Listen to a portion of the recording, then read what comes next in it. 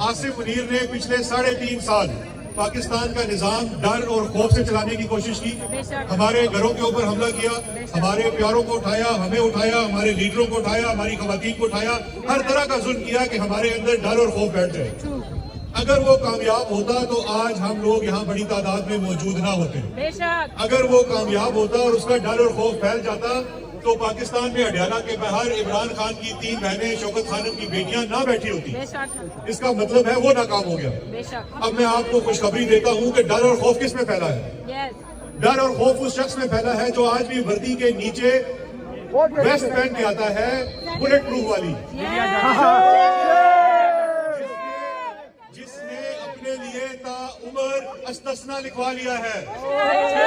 ڈر اور خوف تو تمہارے اندر ہے. کل تو پاکستان کے مولویوں نے بھی فتوا دے دیا کہ یہ غیر شرعی ہے. تو آپ دیکھ لو کہ توپیں, گولیاں, کھالے سب کچھ ہونے کے باوجود ڈر اور خوف اتنا ہے کہ یہ اوورسیز پاکستانیوں کی آواز ان ایوانوں تک نہ پہنچ جائے جہاں یہ آپ ہی کے ٹیکس کے پیسوں کے لاکھوں ڈالر خرچ کر کے اپنے لیے لابنگ کراتا ہے. لیکن ڈرتا کس چیز سے ہے؟ اوورسیز پاکستانیوں کی آواز سے. آپ کی آواز کہاں پہنچتی ہے؟ آپ کی آواز IMF تک پہنچتی ہے. آپ کی آواز کامن ویلتھ سیکریٹریٹ پہنچتی ہے, EU تک پہنچتی ہے. اس کو اپنے GSP سٹیٹس کی بھی فکر پڑی ہوئی ہے. یہ یورپ آتا ہے اور کہتا ہے مجھے پولیٹیکل میٹنگز چاہیے.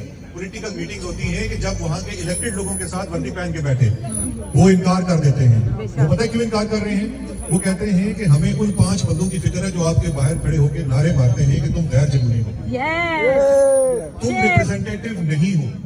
اب دیکھو اس شخص کے بارے میں سوچو جس نے اپنے لیے استثنا بھی لے لیا, جس نے اپنے لیے سب کچھ لکھوا کے رکھ لیا, اس سے کوئی سوال نہیں ہوتا, آپ کے وسائل کے اوپر قبضہ کر چکا ہے.